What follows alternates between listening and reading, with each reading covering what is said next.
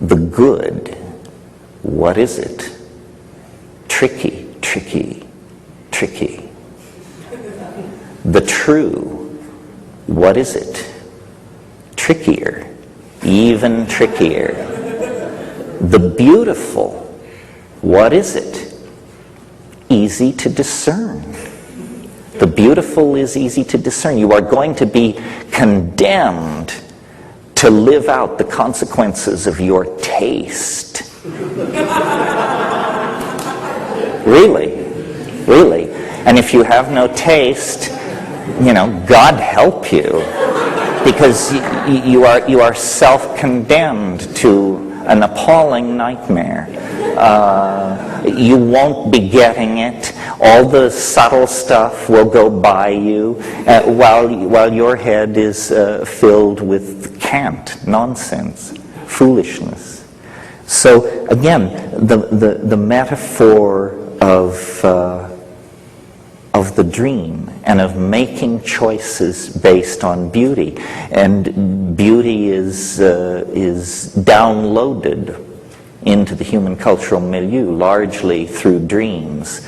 Other ideas may also come in dreams, but I think studies have shown that architects, designers, people who are actually at the top of the pyramid in any design process are very aware of their dreams, their reveries, their insights. So that's the way to set the compass, not toward truth, not toward the good, not because these aren't fine things, but because they're so slippery, but toward beauty.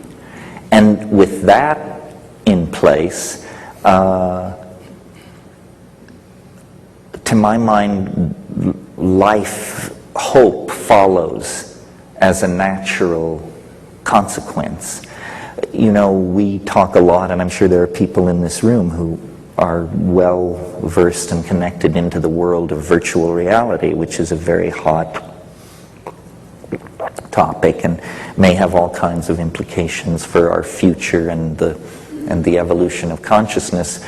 But it's worth pointing out that we have been making virtual realities for a very, very long time.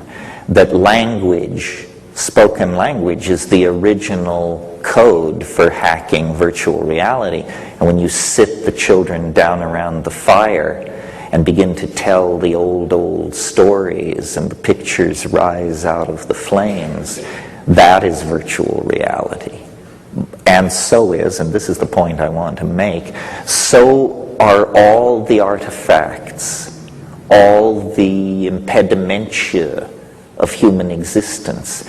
I mean, a virtual reality built in aluminum, stucco, steel, and glass is not immediately erased the way you clear a screen, and the cost of making it is great.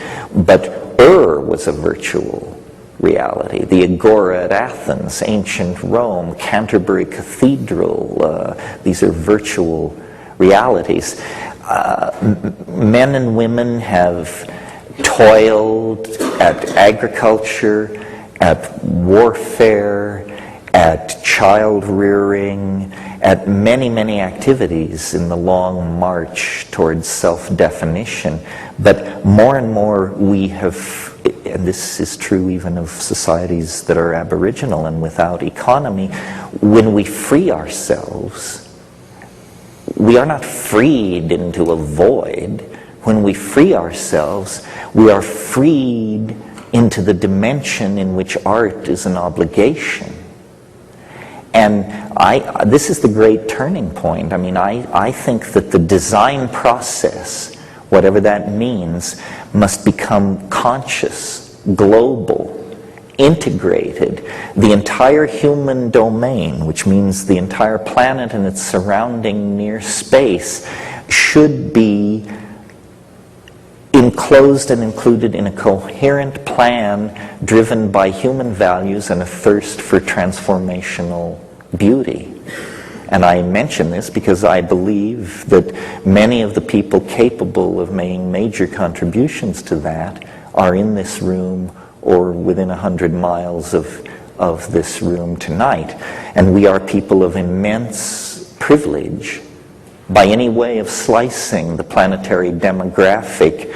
Even the poorest among us who wheedled their way in here this evening are in the top 1% of the planetary social pyramid. On a planet where hundreds of millions of people are starving, the obligation upon the conscious people near the control surfaces, near the levers of the human machine is immense. So with freedom, and I know this is a cliche, but hopefully not in this context, with freedom of that sort comes enormous responsibility. And it's paradoxical.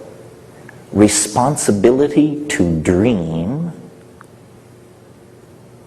and coexisting and simultaneous with that, an obligation to awaken. In other words, an obligation to make sense, be non-trivial, not to squander resources in foolishness, an obligation to awaken, and an obligation to, at the same time, dream. And then, the rational mind screams out, but this is impossible. This is paradox. But the subtle mind understands that we have now reached square one by openly confronting the necessity for paradox and by openly confronting the fact that we can only enclose our dilemma by speaking in at least two modes at once. We begin to actually honor the complexity of the situation. And so tonight, the thought I want to leave with you is the simultaneous project of awakening and the simultaneous project of entering deeper into the dream for the purpose of cultivating, evoking, experiencing, remembering, transmitting, and communicating beauty,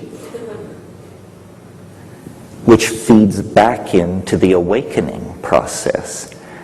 Otherwise, the awakening will be traumatic and demoralizing. We will awaken to an AIDS-ravaged Earth, to ecotastrophe, planetary warming, complete collapse of any concern for the destiny of future generations.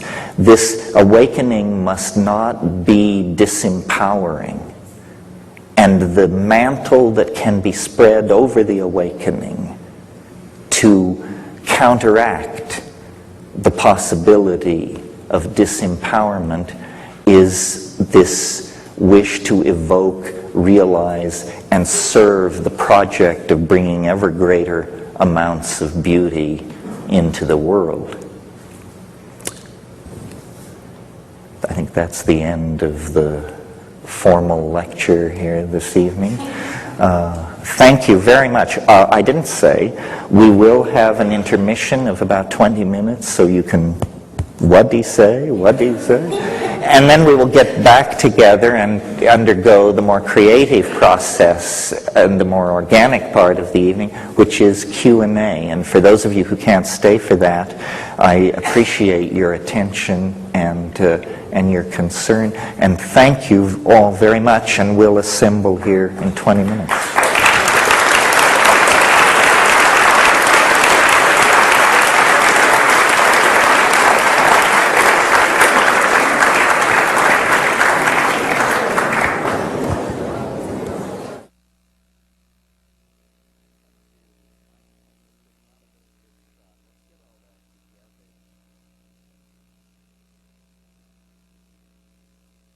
Of shamanic use in the Andes of South America.